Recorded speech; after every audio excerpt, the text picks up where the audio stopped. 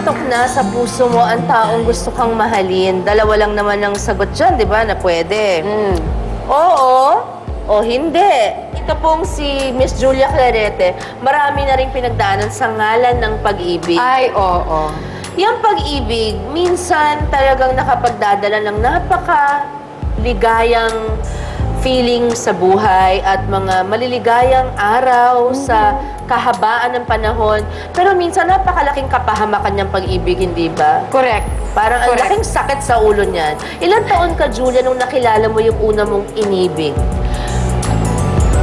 First love. First love, late na. I was, in fact, engaged na.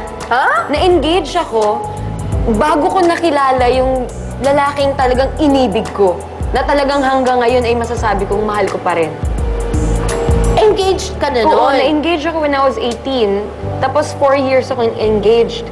Pero, yung alam mo yung parang hindi malina. Yung pilit mong ginagawan kumbaga ng future o na kinabukasan yung magiging, yung relasyon ninyo. Yung at kung ano ka-engage magiging. mo. Oo, nung ka-engage mo. Pero, nung nag-break kami, nung naputol yung engagement namin, nakilala ko tong si Chico. Isa siyang gitarista Okay. ng banda. And I fell in love. Super. Super. Na willing akong i-give up lahat. How long were you Move away with together? him. We weren't together. Never? Never. We weren't allowed to be together. Parang Romeo and Juliet. Ay, gusto ko yan. Ikwento mo yan. Oo, we weren't allowed to be together.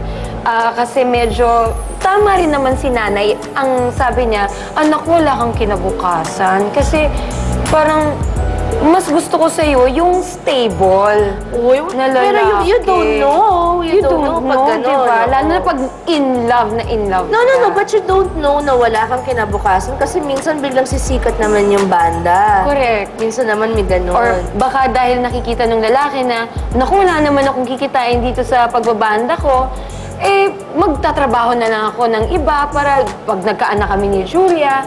Pero na-in love din siya sa'yo, sobra. Oo, to the point na after ilang years na para kaming Romeo and Juliet. Ang ganda naman ng story niya. Ang ganda ng story, pero it's Pero also very masakit. tragic. Ang sakit, alam mo, minsan Teka, how until did- na umiyak pa rin ako. Ilang taon na to na dinadaanan mo? 6 years. It's been 6 years since he died. Oh my God! I'm so... Ay, he passed away. He shot himself. Why? I'm so sorry if it's too personal. It's a mystery still, but Even to you? everybody. Because he was just found dead. Even In his you? room. You, the love of his life, did not know. We didn't, no one knew. Yun. So, nung nagbaril siya, sabi ko, parang, I'm so sorry. I was so alam mo na ignorant kamay about ko. that part. No, it's okay. No, So not a lot ignorant of people know about it. That's true because it wasn't even in my... Yeah.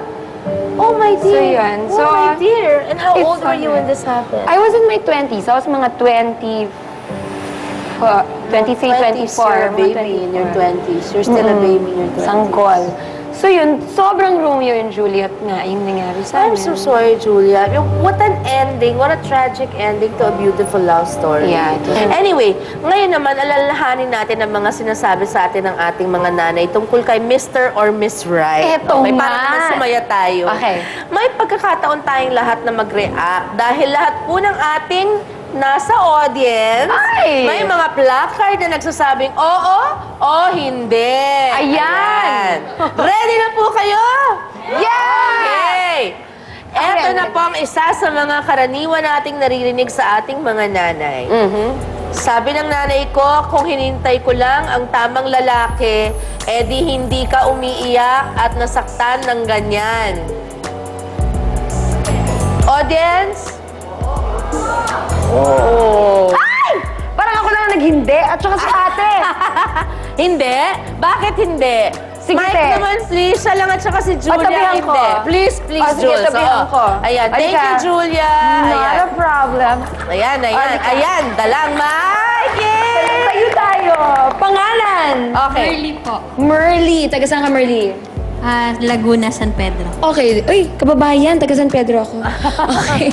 O bakit hindi ang Bakit sagot mo? hindi, Merls? Kung ano po, sino po yung talagang tinitibok ng puso ko. Tsaka alam ko naman pag sino yung minamahal ko, alam ko na masaya kami pag pag tagal din ng panahon. Ayun. Kahit hindi siya yung sa unang tingin, right para sa'yo. Opo. Okay. Sige. So kahit mukhang wrong, basta tumibok. Yes. Okay, tama naman yun. Kesa naman mukhang right, pero ang in love nanay mo, mahirap yun. nanay ko pala Okay. Diba? Correct. Oh, thank you, ate. Ikaw, Julia, bakit ka naghindi? Naghindi ako kasi, you know, you need to get hurt eh. You need to experience kung paano nasa isang relasyon. Kung maghihintay ka lang na maghihintay, abay, wala, baka namatay na ako. Oo. Wala pa, hindi pa dumadating yung perfect guy. Kasi wala namang tamang lalaki. Lahat ano yan yun may eh. kakulangan. You also have to be right for the person that's coming, di ba? Kahit gustong-gusto siya nung magulang mo, or kahit sa una gustong-gusto mo siya, kasi tingin mo sa kanya, parang siya yung tamang lalaki para sa'yo. Eventually, the things that you fell in love with are the things that you're gonna hate about him anyway. Alam mo, totoo yan. Ano bang next natin? Ito. Okay. Sabi ng nanay ko, humanap na lang ako ng matandang mayaman na madaling mamatay. 4 na M. Matandang mayaman na madaling mamatay. Oo, hindi, audience. Tayo, ano sagot natin Ako doon? hindi pa ako nakakasagot. Parang Sige hindi ko nga, alam. matandang mayaman na Mayaman, madaling madaling mamatay. Huwag naman. Parang oo, parang wag mo na. Oo. Okay. Tuloy na lang po ang kwentuhan kasama si Julia Ayaw sa na ni nanay. pagbabalik po ng kasama mo kapatid.